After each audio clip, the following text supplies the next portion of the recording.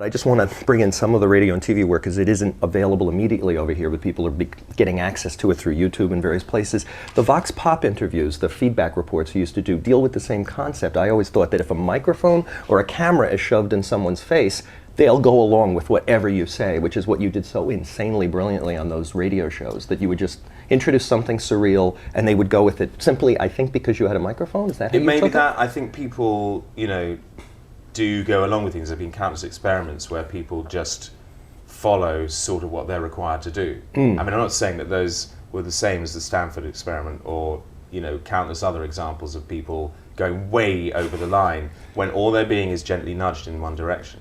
But I don't know. I mean, I think you could do that without a microphone. I think it's just a case of saying to somebody, look, do you help with this? This is what we're talking about. Have you got a second? And if they stop and have a second, then off you go. And it's quite fun to sort of go on an accidentally built fun ride. It is like a kind of slalom, a log flume, when you're talking that kind of You used to give people clues, too. You used to pretty much change your voice, and you had one loop, I remember you playing a lot, of a guy saying, what are you doing with your voice? As if he had caught on to what you were doing. Yeah. He caught you, and it was the only one who caught you.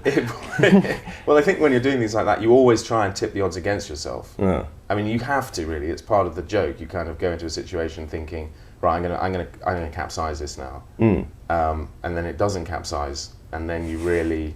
then you start to feel your own brain maybe going that way. I mean, it's a sort of strange, I don't know if it's a relic of pack behavior or something, but it is peculiar the degree to which people will go out on a limb. And by extension, if you raise a sort of hysteria-inducing subject or a kind of one of those subjects that gets talked about in an inflamed way, people will they will forget to think. And they will access some other part of their non-sort of thinking person and still give it verbal authority.